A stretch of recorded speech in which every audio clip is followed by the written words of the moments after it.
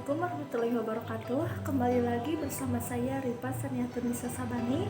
Di sini saya akan menjelaskan sedikit materi tentang jenis-jenis keterampilan dasar dan simulasi penerapannya.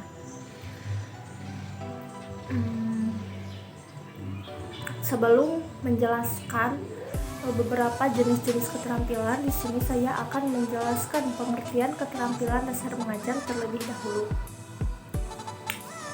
Keterampilan dasar mengajar adalah kemampuan atau keterampilan yang bersifat khusus yang harus dimiliki oleh guru, dosen, instruktur, atau widya iswara agar dapat melaksanakan tugas mengajar secara efektif, efisien, dan profesional. Dalam mengajar, ada dua kemampuan pokok yang harus dikuasai oleh tenaga pengajar. Yang pertama yaitu menguasai materi atau bahan ajar yang akan diajarkan, dan yang kedua yaitu menguasai metodologi atau cara untuk membelajarkannya.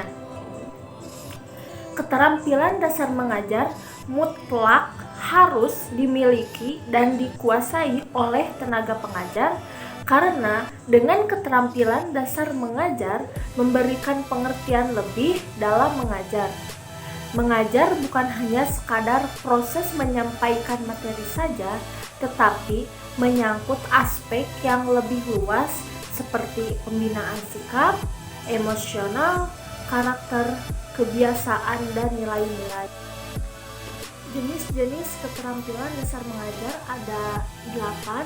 Yang pertama keterampilan menjelaskan, yang kedua keterampilan bertanya, yang ketiga keterampilan menggunakan variasi stimulus, yang keempat keterampilan memberi penguatan, yang kelima keterampilan membuka dan menutup pelajaran, yang keenam keterampilan mengajar kelompok kecil dan perorangan, yang ketujuh keterampilan mengelola kelas, dan yang terakhir keterampilan membimbing diskusi kelompok kecil.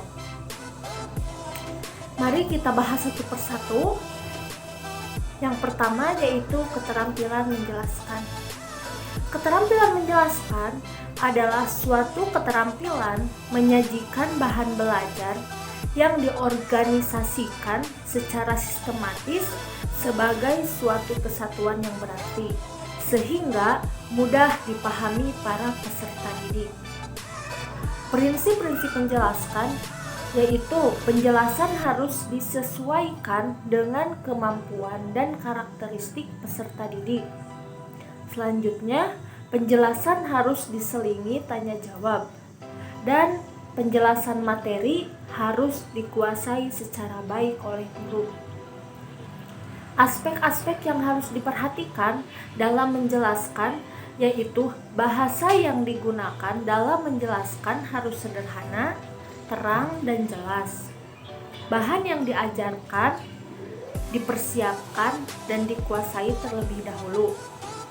Selanjutnya, pokok-pokok yang diterangkan harus disimpulkan dan dalam mengerjakan serta dengan contoh dan ilustrasi supaya peserta didik lebih paham. Yang kedua yaitu keterampilan bertanya. Keterampilan bertanya merupakan suatu unsur yang selalu ada dalam proses komunikasi, termasuk dalam komunikasi pembelajaran. Keterampilan bertanya merupakan ucapan atau pertanyaan yang dilontarkan guru sebagai stimulus untuk memunculkan atau menumbuhkan jawaban dari peserta didik. Tujuan keterampilan bertanya yaitu memotivasi peserta didik agar terlibat dalam interaksi belajar. Yang kedua, melatih kemampuan mengutarakan pendapat dan merangsang dan meningkatkan kemampuan berpikir peserta didik. Ada jenis-jenis pertanyaan, yaitu ada pertanyaan langsung, pertanyaan yang ditujukan kepada salah satu peserta didik. Yang kedua ada pertanyaan umum dan terbuka, yaitu pertanyaan yang ditujukan kepada seluruh kelas. Yang ketiga yaitu pertanyaan retorik, yaitu pertanyaan yang tidak menghendaki jawaban. Yang keempat ada pertanyaan faktual, yaitu pertanyaan untuk menggali fakta dan informasi. Yang kelima, ada pertanyaan yang diarahkan kembali, yaitu pertanyaan yang dikembalikan kepada peserta didik atas pertanyaan peserta didik lain. Dan yang terakhir yaitu pertanyaan memimpin, yaitu pertanyaan yang jawabannya tersimpul dalam pertanyaan itu sendiri. Prinsip-prinsip bertanya. Pertanyaan hendaknya mengenai satu masalah saja. Yang kedua, pertanyaan hendaknya singkat, jelas, dan disusun dengan kata-kata yang sederhana. Dan pertanyaan didistribusikan secara merata kepada peserta didik semuanya. Teknik-teknik dalam bertanya, ada 4 teknik. Yang pertama, teknik menunggu. Yang kedua, teknik menguatkan kembali. Yang ketiga, teknik menuntun dan menggali. Dan yang keempat, teknik mekacak. Yang ketiga yaitu keterampilan menggunakan variasi stimulus. Keterampilan menggunakan variasi stimulus merupakan keterampilan guru dalam menggunakan bermacam kemampuan dalam mengajar untuk memberikan rangsangan kepada siswa supaya suasana pembelajaran selalu menarik, sehingga siswa bergairah dan antusias dalam menerima pembelajaran dan aktivitas belajar mengajar dapat berlangsung secara efektif. Tujuannya yaitu menghilangkan kejenuhan dalam mengikuti proses belajar mengajar, mempertahankan kondisi optimal belajar, dan meningkatkan perhatian dan motivasi peserta didik. Jenis-jenisnya yaitu variasi dalam menggunakan media, variasi dalam gaya mengajar, serta variasi dalam menggunakan metode pembelajaran. Prinsip-prinsip penggunaan variasi dalam pengajaran yaitu gunakan variasi dengan wajar, jangan terlalu dibuat-buat di peserta didik. Perubahan suatu jenis variasi ke variasi lainnya harus secara efektif, dan penggunaan variasi harus direncanakan dan sesuai dengan bahan, metode, dan karakteristik dari peserta didik. Yang keempat yaitu keterampilan memberi penguatan atau reinforcement, merupakan tindakan atau respon terhadap suatu bentuk perilaku yang dapat mendorong munculnya peningkatan kualitas tingkah laku tersebut di saat yang lain. Tujuannya yaitu menimbulkan perhatian peserta didik, membangkitkan motivasi belajar peserta didik, serta menumbuhkan kemampuan berinisiatif secara pribadi dari peserta didik. Jenis-jenis penguatan ada penguatan verbal, penguatan gestural, penguatan dengan cara mendekatinya, penguatan dengan cara sambutan, penguatan dengan memberikan kegiatan yang menyenangkan, dan penguatan berupa tanda atau benda. Prinsip-prinsip penguatan dilakukan dengan hangat dan semangat, memberikan kesan positif kepada peserta didik, dan berdampak terhadap perilaku positif ke peserta didik. Yang kelima yaitu keterampilan membuka dan menutup pelajaran. Keterampilan membuka pelajaran adalah usaha guru untuk mengkondisikan mental peserta didik agar siap dalam menerima belajar. Dalam membuka pelajaran, peserta didik harus mengetahui tujuan yang akan dicapai dan langkah-langkah yang akan ditempuh apa saja ketika proses belajar di kelas. Keterampilan menutup pelajaran adalah keterampilan guru dalam mengakhiri kegiatan dari proses belajar pembelajaran. Dalam menutup pembelajaran, guru dapat menyimpulkan materi pembelajaran, mengetahui tingkat pencapaian peserta didik, dan tingkat keberhasilan guna dalam proses belajar mengajar. Tujuannya yaitu untuk menimbulkan minat dan perhatian peserta didik terhadap pelajaran yang akan dibahas atau dibicarakan, Selanjutnya, menyiapkan mental para peserta didik agar siap memasuki persoalan yang akan dibicarakan. Prinsip-prinsipnya yaitu dalam membuka pelajaran harus memberi makna kepada peserta didik, yaitu dengan menggunakan cara-cara yang relevan dengan tujuan dan bahan yang akan disampaikan.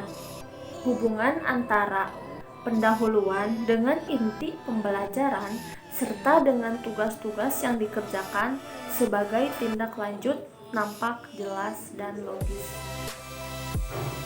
Yang keenam yaitu keterampilan mengajar kelompok kecil dan perseorangan. Keterampilan mengajar kelompok kecil adalah kemampuan guru melayani kegiatan peserta didik dalam belajar secara berkelompok dengan jumlah peserta didik berkisar antara 3 hingga 5 orang atau paling banyak 8 orang untuk setiap kelompoknya.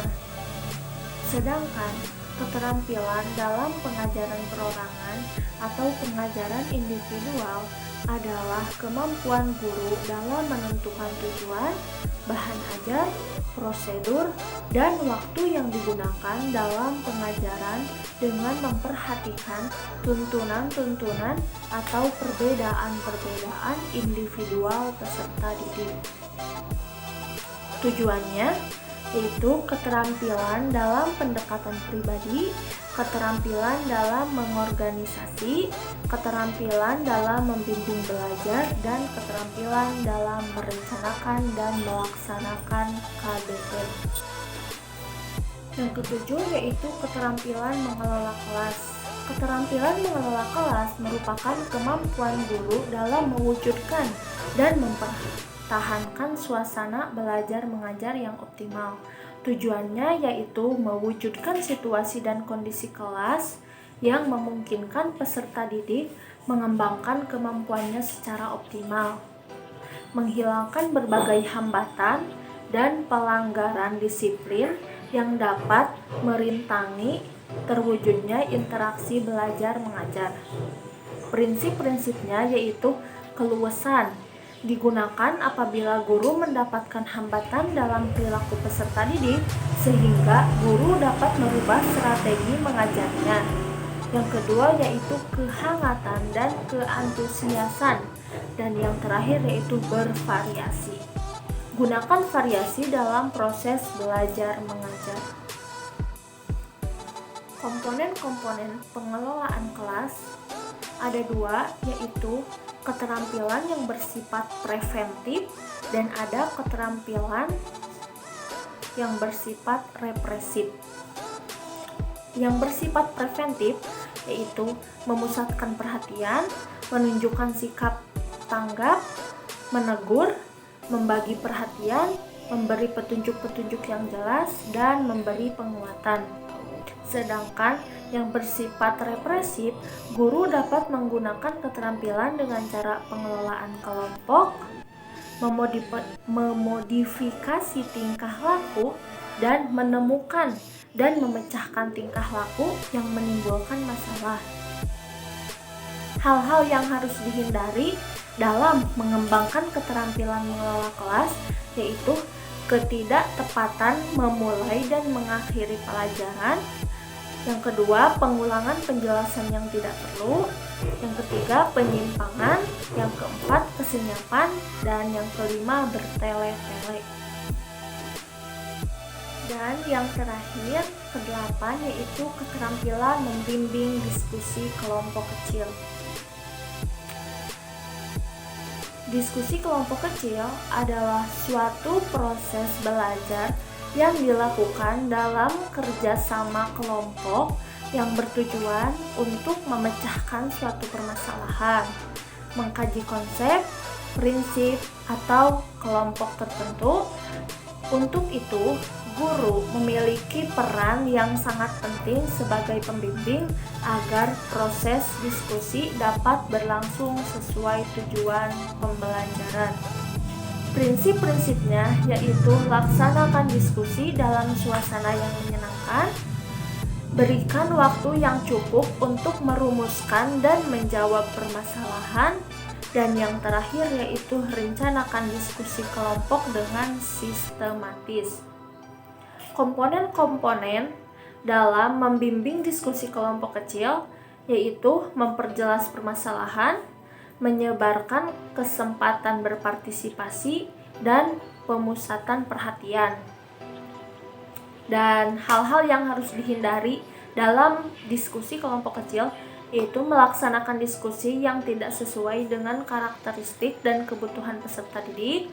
Yang kedua, tidak memberikan kesempatan yang cukup kepada peserta didik untuk memikirkan pemecahan masalah. Dan yang terakhir yaitu membiarkan diskusi dikuasai oleh peserta didik tertentu. Jadi hanya beberapa bagian yang aktif dan ada juga yang pasif, tidak aktif semuanya.